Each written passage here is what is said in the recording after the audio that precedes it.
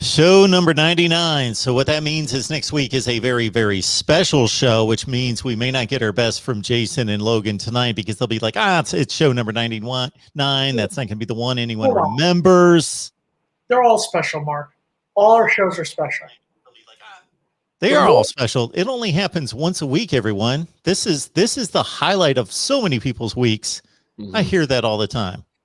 It's Wednesday at 6. It's showtime. This is the time that we get to hear from Logan and Jason. Jason Parker, NBC6, of course. Logan Robinson, for those of you who may not know, because the audience is expanding by the week. Logan there at Knoll Game Day. Florida State Seminoles Live, number 99. It's starting off great, too, to be honest. It's starting off. I haven't had a beer in my hand in a show, and I would say probably like a month or so. But it's beautiful weather here right now. I only have one assignment to do for the rest of the week, and then I don't have work on Friday. This is beautiful, guys. Let's address this real quick for the viewers watching at home. Obviously, the viewers have loved to call Logan Natty Ice Logan, Natty Light Logan, PBR Logan. He's basically the big man of the cheap beers. Yep. He goes and gets the corporate sponsorship with Christian Chicken, otherwise known as Chick-fil-A. And then all of a sudden his beer game steps up. We're going to Michelob Ultra now. Not even Michelob Light, Michelob Ultra. We're getting close to 100 weeks now, Jason and Mark, and y'all are seeing me evolve as an adult and a young man. And I mean, this might be the thing. I'm trying to stay away. It's getting into cutting season, like we said. We got to get ready for the beach. We got to get the V's out for the ladies. So I've got to start getting off those calories. I can't be drinking natty ices that give you all these fats and these carbs. So this is why I'm drinking the sissy beers, I like to call them, the sissy beers that barely just taste like water. They just pretty much taste like water. I miss old Logan. No, you don't. No, you don't. You should be proud, Jason. You should be proud. You've helped the development, the growth. I am proud of one thing. First shout out of the night. There's a couple of them, and I've got a great shout out involving Logan's favorite person, Willie Taggart, coming up later on in the show. But the first shout out of the night, shout out to UCLA. Shout out to UCLA, an 11th seed in the NCAA tournament, for knocking out Michigan. Michigan knocked us out of the tournament. Thus, I'm a disgruntled Florida State alum, so I want them to lose. So shout out to UCLA for knocking out Michigan, ruining everyone's bracket in the process. And I got paid. I picked a hat. I picked a thing out of a hat for the bracket at my work, and I just got handed money today when I walked in. So thank you, UCLA. And if they win the championship, I get paid a really good ransom. So thank you, UCLA. You keep doing it, but they're facing Gonzaga, so. Before we continue, I'm going to pay some bills here. Register for the Voice of College Football. You get a free mask, free Florida State mask. You get about 35 teams to choose from there, 20% off your first purchase. Jason is going to give up his portion of the show just to make sure. Oh, no. He's our model again. Yes. Yeah, here we go. Yeah. I cannot guarantee that it's going to look as good on you as it does on Jason. We cannot guarantee that, but at least, yes, you can try, you can attempt, you can aspire to look as good as Jason does in public with his mask on. Aw, you're so sweet.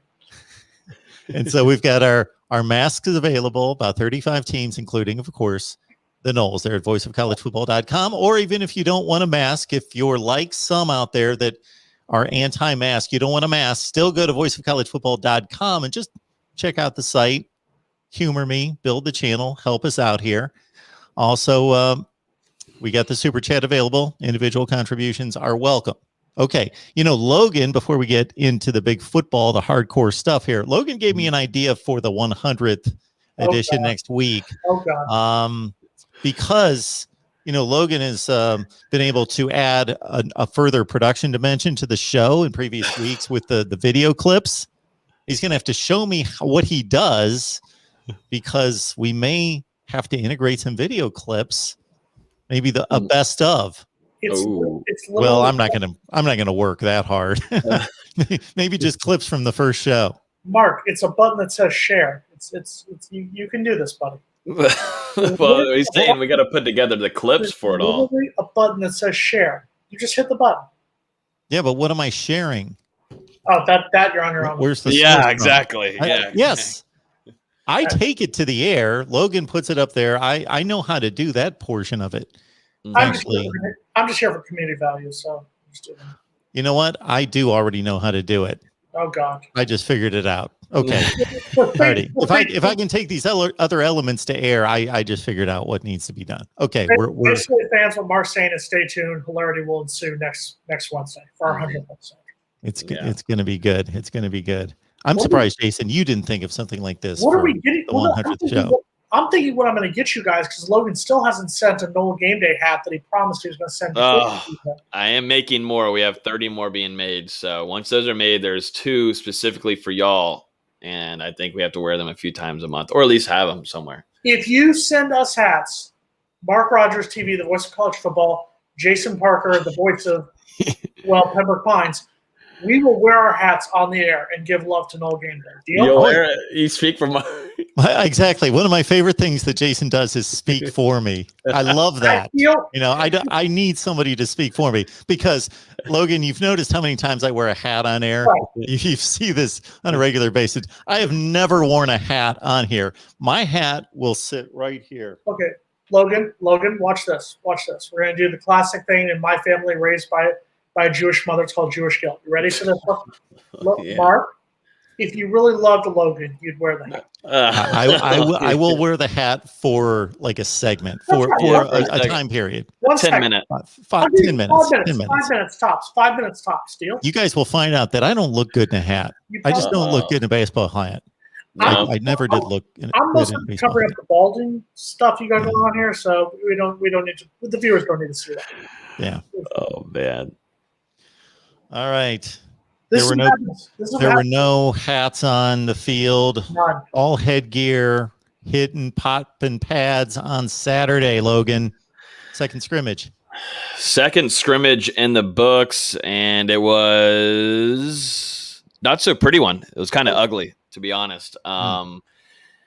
We got out there still early. They started early, and there was a lot more people there, a lot more recruits. Got to spend some time with the free recruits, which they enjoyed the visit. We'll probably talk about that here in a few, but it was a little bit more ugly. The offense had an ugly day compared to what they had on the first scrimmage. Seems like the defense kind of won the day. And, the quarterback situation right now, Milton had the worst day that he's had in both scrimmages. It's only been 2, but it just wasn't pretty. It wasn't pretty whatsoever. And I know it's only spring, and I, number one, understand that it's fully spring and there's a long ways to go. He's only been here for so long, but there's just some things of connecting with wide receivers. There's been short throws, some throws, just not near the wide receiver. There's things that he's got to do to understand this offense, but under Norvell and Dillingham, and it just wasn't a good day. It was easy to tell that Jordan Travis and Tate Rodemaker have been here for a few seasons, and I kind of understand, at least Jordan Travis understands and Tate Rodemaker understands this offense that Norvell had last year. This is still spring. I don't need people. I don't think it's worth people freaking out over it that Milton is maybe not understanding the offense fully or connecting or having a lot of chemistry with his wide receivers, because he's been working on that. This is not a thing where he's just not caring about anything and working with these guys on their own. We've been talking about it for weeks now. He's been doing this, but just didn't have a good day whatsoever. And he'd probably say the same thing. But Jordan Travis seems like, that this is by far his spot to lose. This is spring, so there's not really a lot of competition going on right now. It's more of trying to understand the offense and get through the spring protocol and actually have a spring under Norvell his first year, really having a true spring. So, but it's easy to tell. Jordan Travis is more comfortable in this offense. He's still, though, things he's got to work on. He's very antsy in the pocket and instantly wanting to run around because let's be honest, he's an athlete. He's very skilled at running. He's quick and fast and able to get out of the pocket. But it just wasn't a pretty day for the offense. You've got bad snaps. I've never seen anything like it. For where you've got Maurice Smith and also Zane Herring, who moves over to center backup, who's going to be potentially the backup center. Both of them, but mainly Zane Herring's having a terrible time snapping the ball to Mackenzie Milton or whoever it is behind there. I think I counted 7 bad snaps in one scrimmage, whereas in the first scrimmage there was maybe 1. So the offensive line just had a really bad day. It was just not pretty. The defense was able to take control. But yeah, it seems like there's a lot of negatives here, but I'm sure we'll talk about some positives You heading do. forward. Jason, the offensive line had a bad day. Well, Yeah, it's coming. I mean, it's shocking. Who would have thought that the offensive line, as superb as they were, almost up there with the 85 Bears offensive line, the offensive line of the Steelers teams back in the Yeah. Who would have thought that offensive line would have crumbled just so like that after their great 2020? But I do actually have a question talking about the quarterbacks, Logan. You had mentioned after the first scrimmage, Tate Rodemaker got a lot of run on the offense. Did they use him again a lot this? And do you honestly think that he has a legitimate shot at possibly being the backup to Milton if Milton is the starter? Or do you think it's just more, hey, you sucked last year, try to get better? What do you think? The thing with Rodemaker, I've been very impressed. He, by far, the last 2 scrimmages, he's gotten the most PT out there than anybody. And I think that's more of really trying to harp on getting Norvell some time for him inside there with Dillingham, like getting him in there and working with the offense, because right now we haven't really talked about it as much. And I think it's been kind of quiet, but I'm unsure if Chubba Purdy's in town.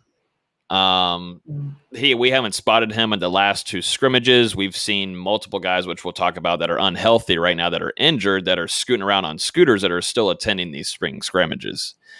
So right now, to me, what I'm thinking, what's going through in Norvell's mind is like, hey, I've got to get Tate Rodemaker in here a little bit more, just in case he doesn't end up being that backup to either Jordan Travis or Mackenzie Milton.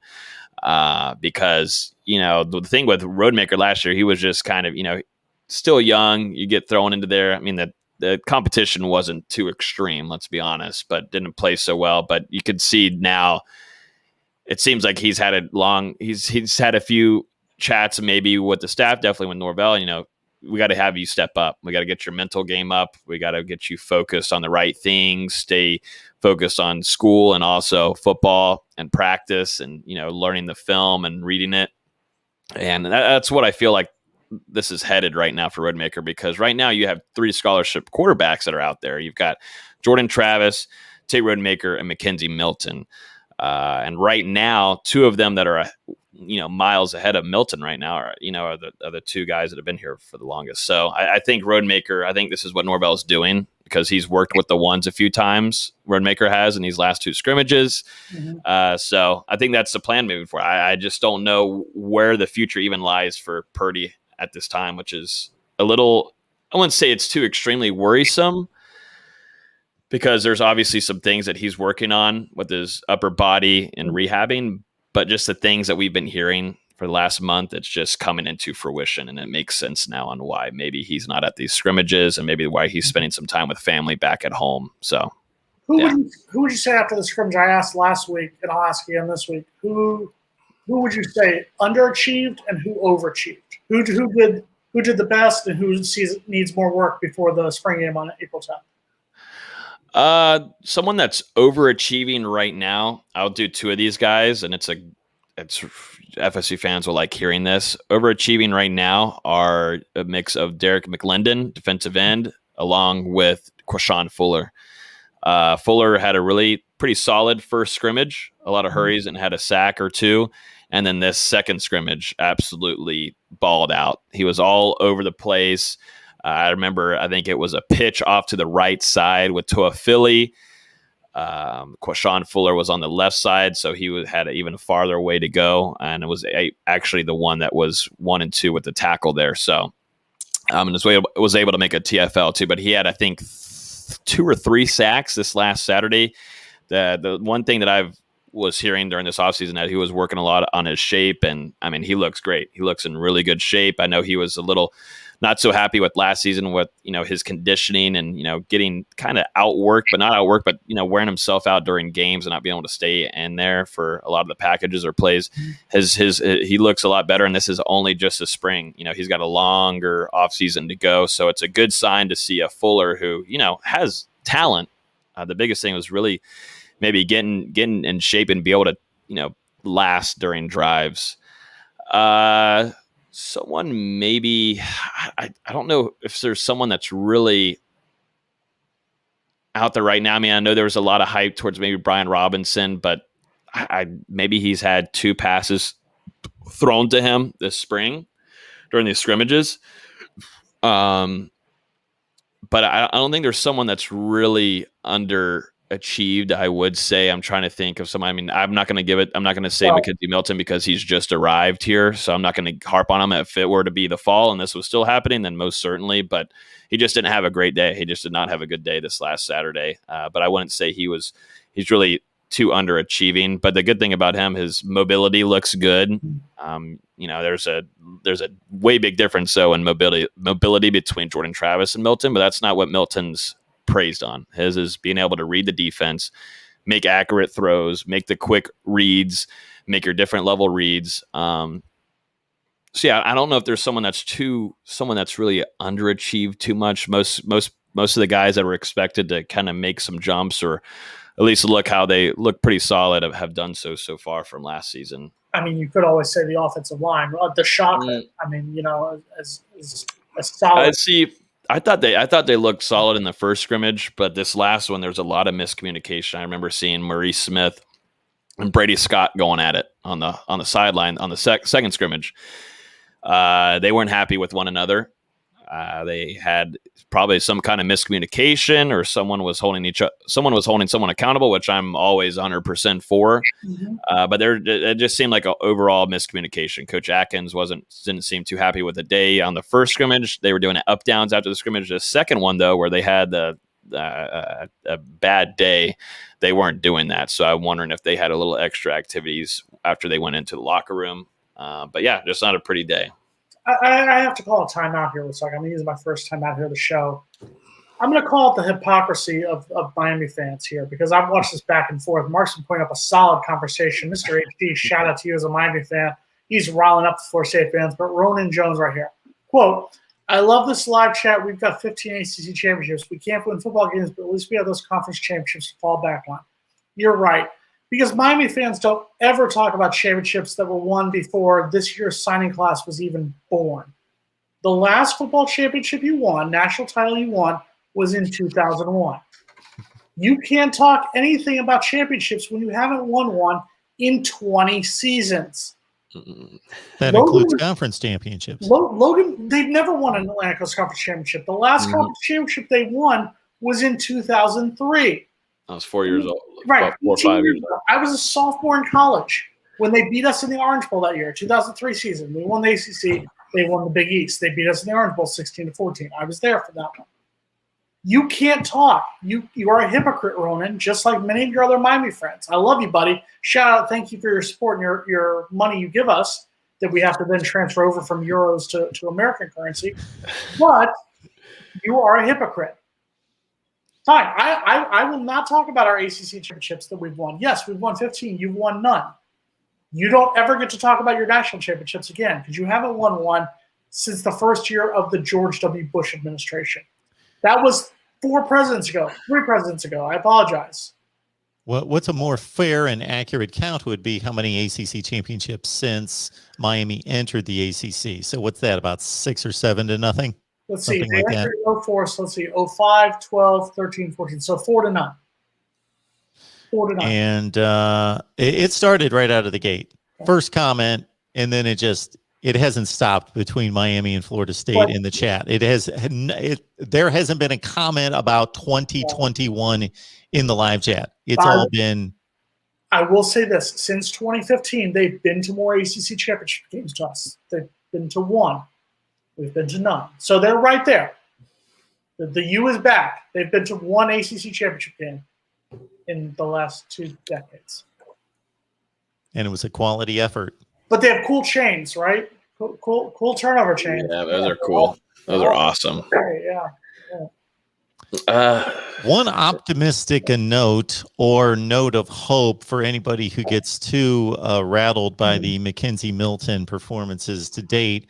Justin Fields in the spring game prior to his first season at Ohio State, 4 of 15, looked awful. Yeah, no, it's 41 TDs, 3 picks. Did Justin Fields miss 2 seasons before after his leg was nearly ripped off? I don't think that's the thing about Milton right now is not his mobility. I don't think it's the leg thing. I don't think that affects where his reads are at right now and connecting with the wide receivers. That's been the thing. It's kind of been just throws that aren't really with his wide receivers, and he's not really fully understanding the offense yet, or whatever kind of.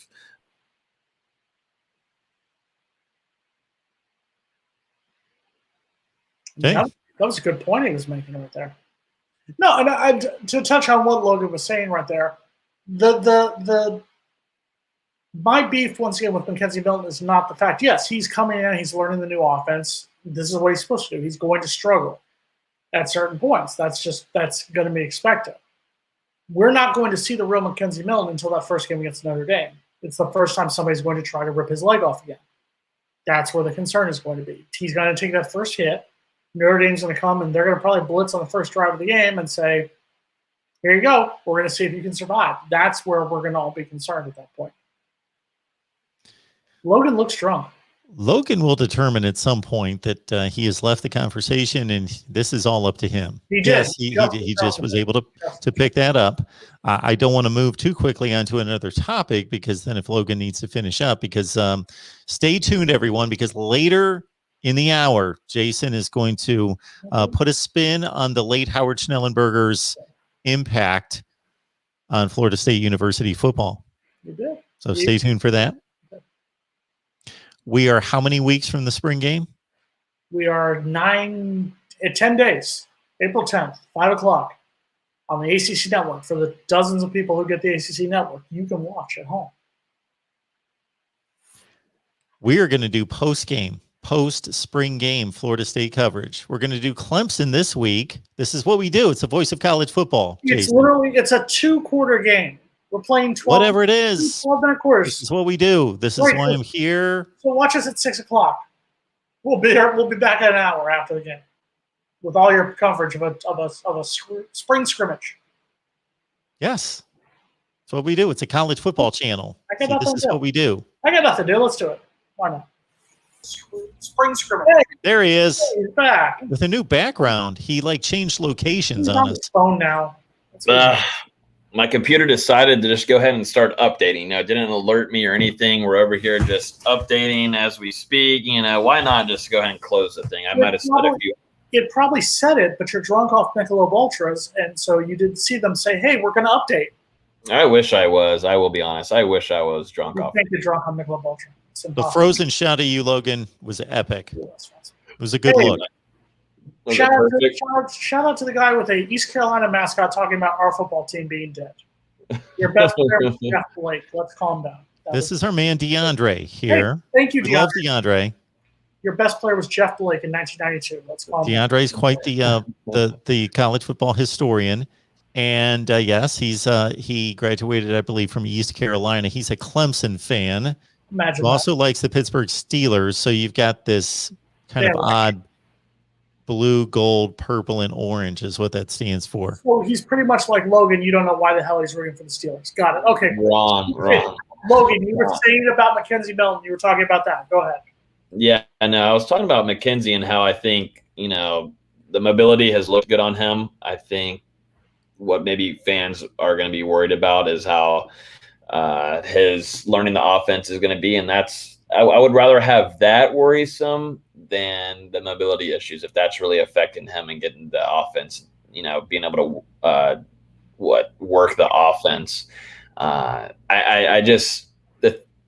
He's just been off, at least that last scrimmage. It was not so bad as the first one, but I still think right now your solidified guy, the guy to beat is by far Jordan Travis. I think for him, his deep ball, there's still been a few overthrows, but for the most part, there was a beautiful ball off to the side, which, Jordan Travis has struggled on, but off to the left side on the sideline to Ontario Wilson for about 35 yards, put it right where only the wide receiver could get it. I think it was Jarian Jones who was on him during the first scrimmage, and it was set perfectly for Ontario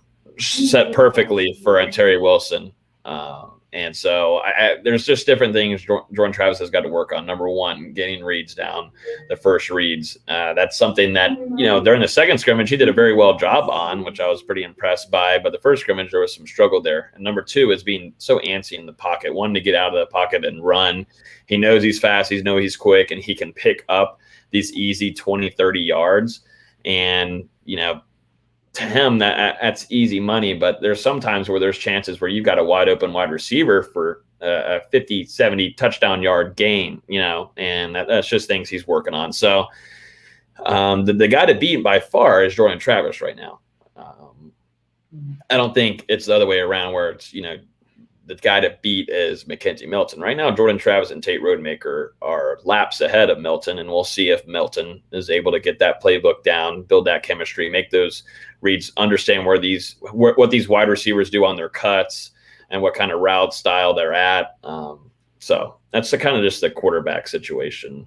So, guys, if we were going to handicap this quarterback situation, basically – the people that aren't close to the situation, but there are Florida State fans, just assumed, and I've got to admit to a certain extent, I assumed as long as Mackenzie Milton's healthy, he's the quarterback. As soon as he said, I'm coming to Florida State, 98% of the people out there, and I'm going to admit, including myself, based on what I saw out of quarterback play with this team last year, I thought, well, he's the guy. But he's being outplayed right now. It's early, but he's being outplayed. Unless Mackenzie Milton pulls a Dan Kendra in the 1998 spring game, Mackenzie Milton will be the starting quarterback for Florida State against Notre Dame. You can mark that down right now. Mackenzie Milton does not come to Florida State to ride the bench behind Jordan Travis. Do I think Jordan Travis should get a chance? Absolutely. But if you're asking who has the better arm right now to play quarterback, it's Mackenzie Milton. Mackenzie Milton, barring injury, will be the starting quarterback for Florida State against Notre Dame. There's a reason that the spring game is being formatted so that quarterbacks, you can't even get in the same area code as the quarterback. There's a specific reason for that. Keep Mackenzie Milton in bubble wrap until September 5th. That's what the coaching staff is doing right now. Logan, do you think this is a legitimate competition? I think there's a competition between Milton and Jordan Travis, but right now Jordan Travis has a huge leap on Milton.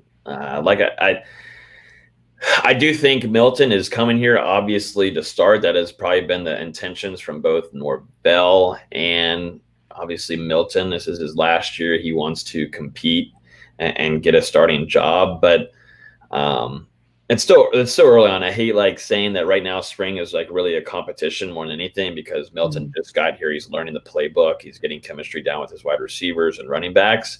But right now, we can't just say, though, that Jordan Travis isn't in this. He's not the guy to beat.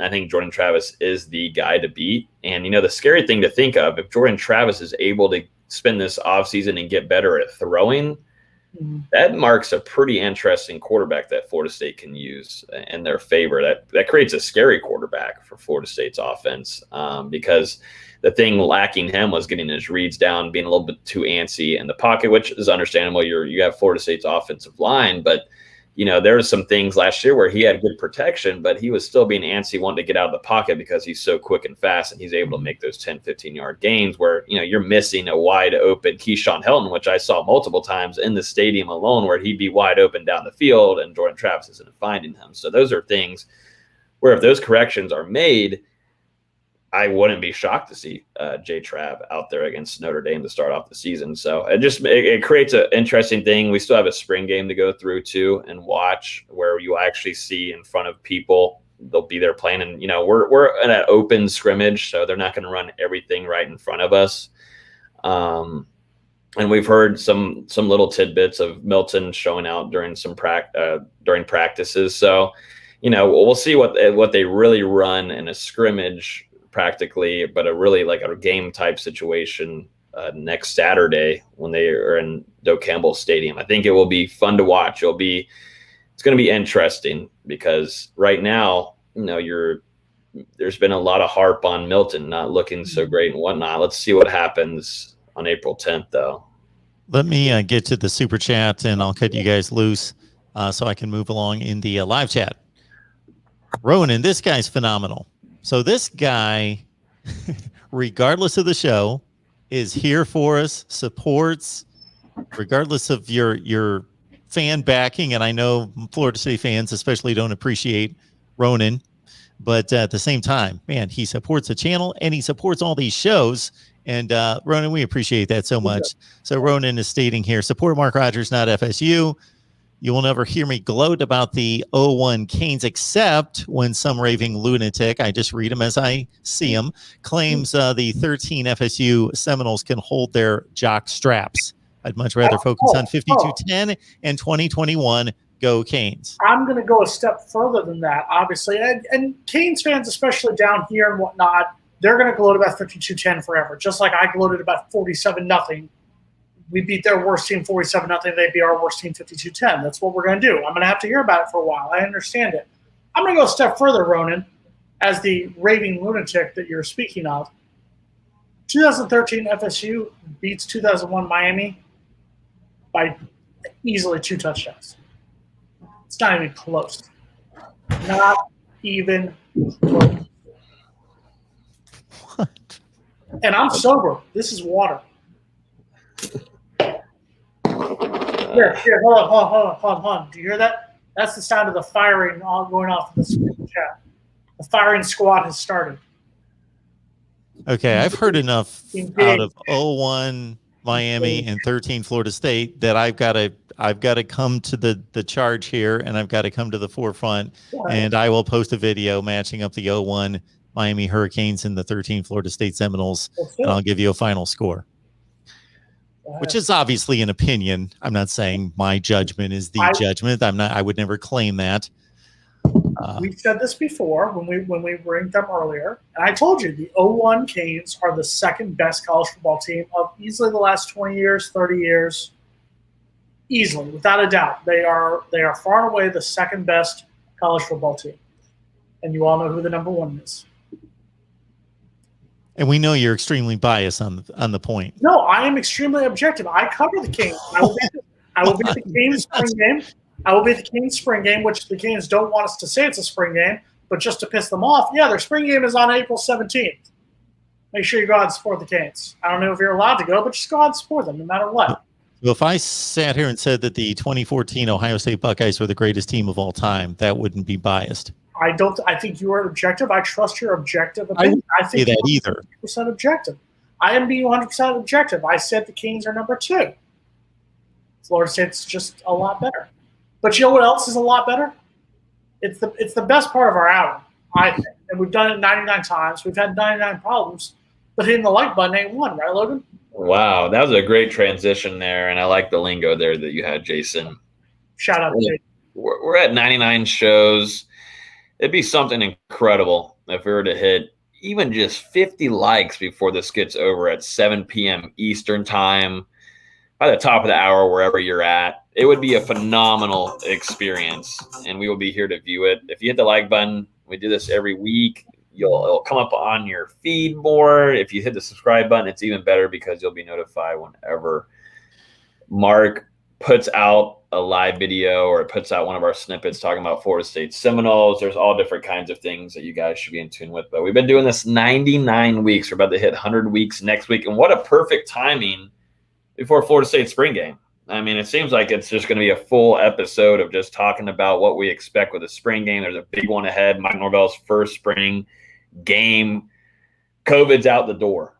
We're getting back into action here in Florida. Yeah, no, we've got 82 online, so we're starting to get some of the juice, some of the life back in the show here. People are getting past basketball season and the dead of winter, getting excited about spring football. And I'm going to make this one comment, Jason. I'll say this one thing, and then we're going to put 0-1 versus 13 to rest. We're going to get back to 2021 analysis. Hold on, talk about I thought we were going to make fun of Logan for saying COVID's dead, because it's not dead. So you at home, still be safe. Please be safe. It's not dead yet. It's not dead yet. Thank you. Thank you, Oprah. Thank you. Appreciate it. As I stated to Jason, I believe this must have been in preparation for last week's show, and Jason said, Mark, what are the guidelines up there in Connecticut? I went, I really couldn't tell you. I have no idea. I don't pay attention to them. I really have no idea. Logan, here's what we're doing. Logan, we're going to get you down here. We're going to get you down here to South Florida. You and I will go get vaccinated together. No. Go get vaccinated.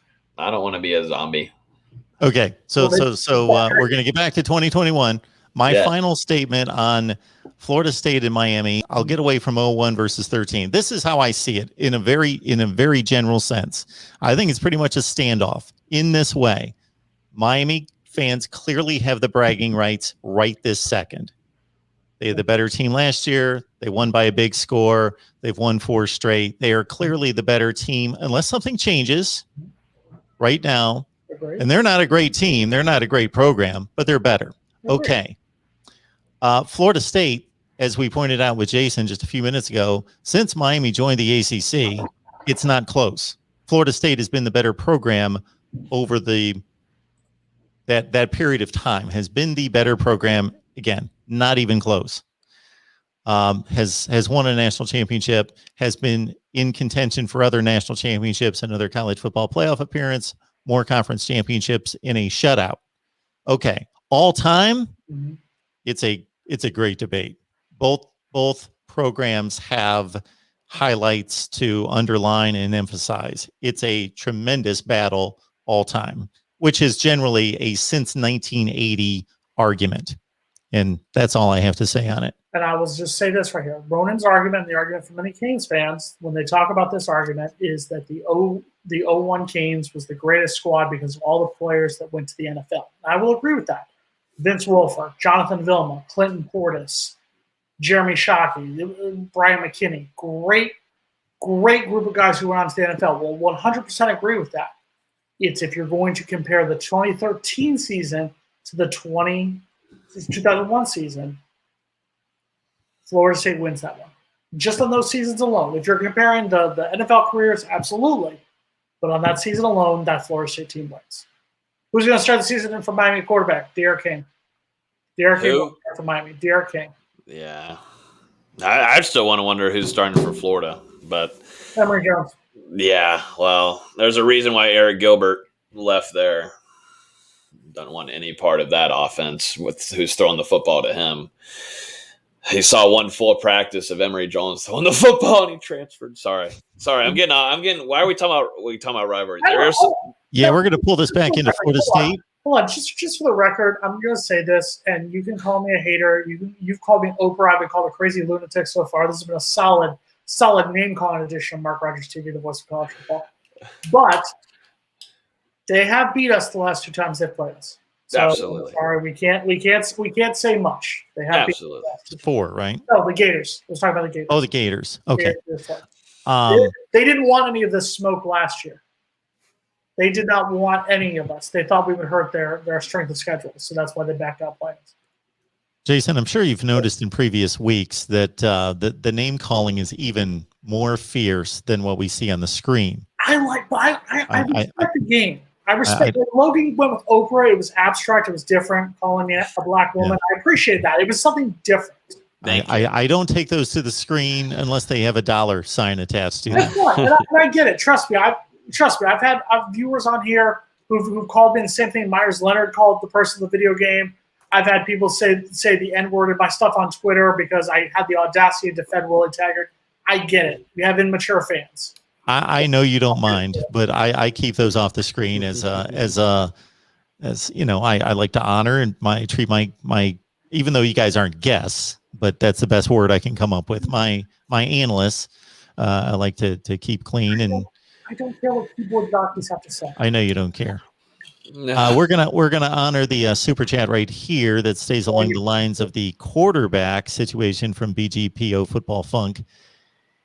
Is taking in a transfer quarterback hurt y'all? It's not a statement I typically or a term that I use much, so it doesn't slide off the palate there. Y'all in the long run. You're not fluid in the word y'all? Yeah, don't typically use that. I don't think it hurts. I mean, obviously, it wasn't the greatest thing in 2015 because you bring in Everett Golston, you think he's going to come in and do great things, and I think we could say that was disaster when he came in. I think we pretty much call that a disaster, Logan. Would you say? Yeah. Yeah, it just didn't work out so well. Didn't work out well. We'll be diplomatic. It did not work well. Yeah, at least in that FSU offense that Jimbo was running, it just didn't seem like too much of the feel. You could start to see the end of 2015 was the downhill slide of everything. Sorry, apologize, Jordan. ECU is a great school. You haven't done anything since the early 90s, but you're a great school. Go Pirates. Legitimate, genuine question coming in from Ronan for Logan. Why do you have confidence the offensive line is improving outside of play action pass protection was incredibly poor last season? Hold on, let me get comfortable for this one. Logan, go ahead. Wait, I was going to go back to that question. Is taking a transfer quarterback hurt y'all? Oh, okay, long yeah. run? Yeah, Yeah, finish us up on that. I don't think it hurts with Milton because I think Milton is a much better quarterback than ever Golston ever was as a quarterback. I think what hurts is if, God forbid, I don't want this to happen, if he gets hurt against Notre Dame or if he gets hurt early on in the season and he's lost, you have to admit, Logan, it is a possibility. Mm-hmm. It could happen. We don't want it to happen, but it could happen. If that happens, then yes, it's another loss. But if he's able to play the full season, I think we'll be fine. Go ahead. I don't.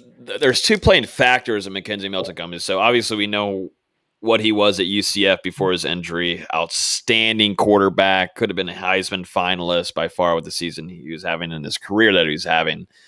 The thing for him, and going back to the question here, it's saying, is it taking a transfer quarterback hurt you in the long run? I don't think this is going to hurt Florida State. I think, if Trevor Purdy's, back, rolling with the program and things are good to go on his end, they're fine. Because the thing coming in with McKenzie Milton, he's not going to be a disturbance in this locker room. It's going to be more of helping these younger quarterbacks, giving great advice, being a leader in that locker room, being a winning quarterback, something Florida State hasn't seen in a long while, to have that kind of energy to come in and give great knowledge. I mean, there's no bad take in bringing in McKenzie Milton here. I don't think it's going to hurt Florida State. That's a good question, but I don't think it's going to hurt Florida State with having Milton in that locker room. It's not going to.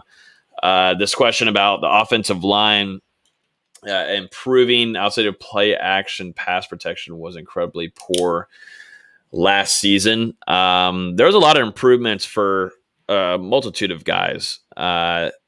Number one, I think Devontae Love-Taylor, and we haven't been able to see him in scrimmages. It seems like he could play right now, in my opinion, but it seems like they just don't want to ruin anything more. He's still got rehab to go, but he seems like a highlight there on that offensive line that's doing good. Maurice Smith was an out of nowhere surprise that ended up being as an All-American last year, and is going to play starting center this upcoming season. There's guys, the multitude of these guys coming back played last year, which I think is going to be huge for Coach Atkins and getting this group together and moving forward. I think Coach Atkins is a very, very, very talented offensive line coach that won't be here in the next 2 to 3 years because of his knowledge and him being such a outstanding coach from people that we've heard all across the country. So I think this offensive line, there was solid pass protection last year. The main factor going into this, we talked about earlier, it goes to quarterbacks. Whenever you're not able to make your first reads, your first and second down read, or your first reads, they get antsy in the pocket and they're running around and getting out of there. Jordan Travis wasn't fully healthy. You're running around and getting out of the pocket. It plays a factor in what the offensive line looks like whenever there's sacks happening, there's QB hurries, whenever there's enough protection. That's something McKenzie Milton is good at. He's able to make his reads quickly and understand where these wide receivers are running. While he was at UCF, I think there's going to be a big improvement step though heading into the season too. If it doesn't happen that way, then I'll chug a whole bottle of whiskey here live on YouTube. Because if there's not an improvement from last season with these guys coming back, this whole line coming back from last season, Devontae Love-Taylor deciding to come back for another year, then something's going wrong. I believe in Coach Atkins and where he's bringing this line. Guys, real quick before we move on, let's have a moment of silence for BGPO Football Funk saying David Garrard and Jeff Blake are better quarterbacks than FSU's ever had. I'll pour one out into my mouth for him. I'll pour one out into my mouth. So those two are clearly the two best ECU quarterbacks of all time. Who would be the two greatest Florida State quarterbacks of all time? It's Jameis and Charlie Ward. Charlie Ward, Jameis Winston, Chris Winkie, guys who won this thing called the Heisman Trophy. That's three of them. No ECU players ever been invited to the ceremony. That doesn't necessarily mean they're better players, but I get the point. Better players. Yeah, it's not close. Yeah. Logan, let's talk about injuries. Who? Emmett Rice, linebacker from out of Miami. There was a lot of high hopes for him. he's injured. What do you know about that? And is there any other injuries Florida State needs to be concerned about heading into the spring game? Who'd you say the first person was? Sorry. Emmett Rice. Emmett Rice, yeah. Emmett Rice, saw him on the second scrimmage. He was dressed out. He had shorts on, dressed out. He had his jersey on. He was wobbling around. He did not have no crutches. He didn't have even a brace on his knee, nor a compression on his knee. I don't know what's going on there. I mean, you would think that's something positive for FSU, but, whenever you're tearing ACL, you can usually, sometimes it depends on, the severity of the injury for the ACL, but you can usually walk around and hobble around. So we'll see what the situation is there. I would think, though, immediately after finding out and getting x-rays from Emmett Rice, they would work on him getting a surgery and starting rehab immediately. So we'll see what's going on there. The one that kind of surprised me, who had a really big old limp on the sideline, was Jarvis Brownlee, another starting DB for Florida State. I know we're kind of just being like, I don't know what we're calling it, like medics here, but this man was hobbling like crazy on the sideline. He had a pretty big limp. We'll have to see what the update is there from him. I mean, if we are able to say, we're not going to see these two guys at the spring game, but if we do see them at the spring game without any kind of update or anything, that means that it's not so severe. Hopefully just sprains for both guys. But those are two starters on defense. And we were all, we talked about Demore Tate a lot heading into this spring, but we're also not going to see him at all due to his injury to his leg. It hasn't been specified yet, but he's had a full-on leg cast since the first scrimmage.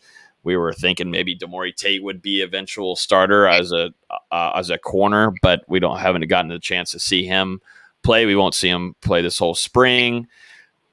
Injuries happen. This is a part of playing football. They're going to happen. But, Emmett Rice was finishing off the season great last year. You would like to see him come back as a veteran at that linebacker corp. And then Jarvis Brownlee, who had a lot of energy and made some plays last year, is coming into his second year. You would like to see him out here for spring. But, we'll see what the severity is. These two players are needed on this defense, so it's not too fantastic. I don't look at our comment section, but I feel like Miami fans are really as dumb as I thought they were. They really got fired up by me saying that we win by 2 touchdowns. No, we don't win by 2 touchdowns. We win by 3 points, 4 points tops. If 13 FSU plays 2001 Miami. I just want to fire you up and see if you idiots would bite. You idiots, you bit the whole candy bar. You just took it. God. Be smarter, guys. Be smarter, Miami fans. You're a great school. Be smart. We're at 42 likes. We might actually hit 50 like we asked for. You might have to chug that beer. I might have to chug the rest of that. If we hit 50 likes before 7 o'clock, I've got to chug this beer. Guys, see Logan drunk at some point here with Mark Rogers to be the voice of college football. Well, we did already have a drunk episode, and that was after a football game. And that was just what comes with it. If we're doing it after a football game, definitely last year was tough. Can we just recap that for a moment? Just real quick. You were 420 miles away. Watch the game on TV. And we're at 51 likes. We're at 51 likes. Sorry, I gotta go. Do it, fans. Chug, chug, chug, chug, chug. This is going to get ugly. Chug, chug, chug, chug. Yeah. We're good. We did it. Did you finish that off? Well, I think we finished them both off. They're good to go. Not drinking beer until this weekend, so we're good. I just want to point out real quick. You got so drunk and you weren't at the game. I didn't have a drop of alcohol, and I had to sit through that. That's the thing is, I got to be by my fridge and just be like, oh, wait, let me go get another drink right now. Wow. Adam Fuller is still the defensive. Let me go get no. George, you are wrong. Sorry, you couldn't be. You are wrong. So, even the dumb Florida fans are getting involved here. 50. Those likes came. We got 10 likes in a matter of that was 30 seconds. All it takes is just drinking. Jude B, watch the first 30 for 30 on the U. Uncle Luke said he did not pay the player. Grandpa Luke did not pay. Grandpa Luke did nothing wrong. He's too old to be uncle. His grandpa. This chat is a good time tonight, though. You know, sometimes it's a little sticky and whatnot, but the chat right now, I think everybody's in a good mood. The weather's looking good. I don't know where most people are living right now, but the mood's good. You know, we got football coming up. We got some spring football. I mean, I feel like we're in a good mood right now. And just to show that, for people who think that Logan and I are rivals, Logan and I are good friends, I'm going to give Logan a shout out. I'm going to give a shout out to the security lady at FAU Stadium, Howard Schnellenberger Field, FAU Stadium at Howard Schnellenberger Field. Shout out to the late, great Howard Schnellenberger, who wouldn't let Willie Taggart into the stadium. She made Willie Taggart show ID. He's the head coach of the program, and he had to show ID to get into the stadium. She moonlights as a security guard at Madison Square Garden. She's not, but she would not let Willie Taggart into the game until he showed ID. And even she wouldn't let Patrick Ewing in either. I'm sitting there going, ma'am, that's the head coach of the football team. And she did not believe that it was Willie Taggart was the head coach of the FAU football team. So shout out to the yellow shirts. Shout out. I will back up the shout out because I don't think these security people should be asked and be accountable for knowing who anybody is. They've got a job. Hand over your ID. I don't care if you're the president of the school or the president of the United States or Tom Brady or who you are. Just show the ID, because then once you start to say, okay, Patrick Ewing doesn't need to show his ID. How about Charles Oakley? How about this? They're doing their jobs. They could care less who these guys are. I will agree with you on the Patrick Ewing, because also Patrick Ewing hasn't played inside Madison Square Garden in over 2 decades. I will give you that. The security guard probably didn't remember him as on the Knicks. Willie Taggart works 50 feet away. The football complex is right next to the stadium. You should know Willie Taggart is that. Show your ID. I worked at ESPN for 19 years. I had to show my ID every day. They knew exactly who I was. Said my name before they even showed my ID. That's the worldwide leader in sports, okay? This is FAU football. At Howard Schnellenberger Field. Shout out to the late great Howard Schnellenberger. We pushed past 100 online. We were at 102, 268 of watch. So let's not be too full of ourselves with the 51 likes, because we have had 268 watching. So we can do better than that. 60 likes. 60 down. Yeah. Dang. We can do better than that. Should we talk about the recruit? Oh, we forgot to mention recruiting, maybe. We got recruiting. Let's hit on recruiting. Do we swap Georgia Tech and South Carolina to make the Carolinas in the same conference while tying them out with Clemson and South Carolina? No. I think we should play Georgia Tech more often. I think Georgia Tech there should be a realignment of the divisions. And I think we've talked about that for years. How it's going to happen, who knows? Does Miami and Florida State need to play in the same division? Does Florida State and Georgia Tech need to play in the same division? I think an argument could be made for both of those cases, but I think that's the biggest question. Does the new commissioner come in and one of the things he does say, hey, forget the love of Carolina basketball, forget the love of having 2 of them in each division. You know, do you do NC State, North Carolina, and Duke in one and Wake Forest in the other? Something's got to give. There's got to be some. There's no reason why Syracuse, Boston College, and Florida State are in one division, and Georgia Tech is in another division, and Florida State and Georgia Tech play every 7 years. That doesn't even happen. Okay, Logan, tee us up on a big recruiting weekend. Before heading in, so this is the spring game list, and it continues to grow. It might be like fill up the stadium at this point, but right now there's 71. Before I got on the show, there's 71 visitors that have told us that they will be in attendance for FSU's spring game on April 10th. 3 of those being 4-star quarterbacks, Nico Marchiol, who is a current Florida State quarterback commit, who was just with us. We talked to him this last spring scrimmage, this last weekend. Also with that, we've got AJ Duffy, that will be in attendance, who, has been in contact with Florida State as a talented quarterback. And you also have MJ Morris, who will be in attendance, who is not committed to Florida State, but seems to be a lean to Florida State, has named Florida State his leader, and he does want to commit before May. I believe he said on our podcast he's intending to commit before May. So the timing is pretty interesting to me. Something to keep an eye out there. MJ Morris, I'm very high on. Also AJ Duffy, but more of MJ Morris, I think, is someone to keep an eye on after the spring game weekend. Right now, there is a number of 10 5-stars that will be in attendance on April 7th or April 10th in Tallahassee. A few FSU commits, Travis Hunter and Sam McCall, and then some other guys that aren't committed, along with some 2023 guys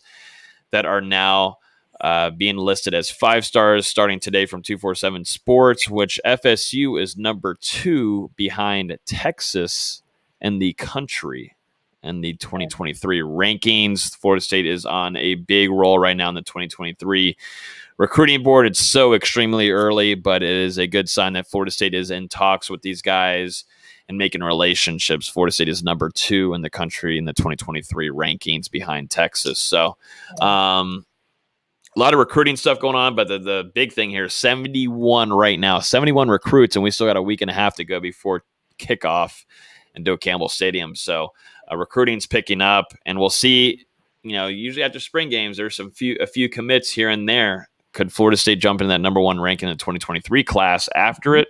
Something to keep an eye on. Spring games usually bring in a few recruits to go ahead and say, hey, I want to be a Nole, so we'll see. And that great class might offset the 6-6 record we might have this season. So, but hold on. Look at 2023, buddy. 2023 class. There you go. Depressed Jason.